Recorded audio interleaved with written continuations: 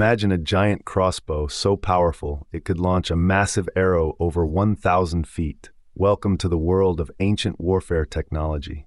Long before guns and cannons, armies relied on ingenious machines to dominate the battlefield. One of the most fascinating inventions was the ballista, an ancient missile weapon resembling a giant crossbow.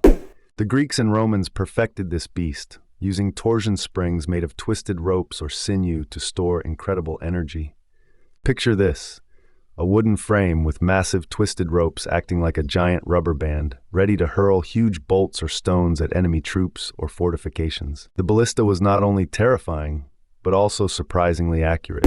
It could pierce armor and break walls, turning the tide of sieges. But it wasn't just the ballista. The ancient Chinese developed the repeating crossbow, a clever handheld weapon capable of firing multiple bolts in quick succession.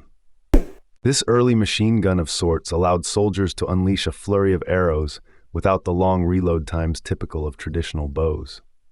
Now let's talk about the scythed chariot. Imagine a fast-moving war chariot with razor-sharp blades attached to its wheels, designed to mow down infantry like a medieval lawnmower. This bloodthirsty innovation was used by Persians and later by Hellenistic armies to break enemy lines with terrifying speed and brutality.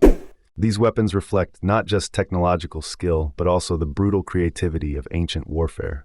They changed how battles were fought, forcing armies to adapt new defensive strategies like thicker walls and better armor.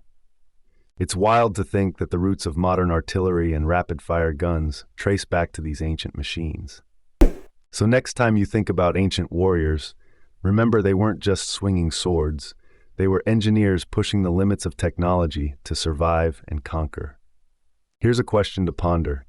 If ancient armies had access to today's tech, how different would history be? And what other forgotten inventions might still be waiting to surprise us?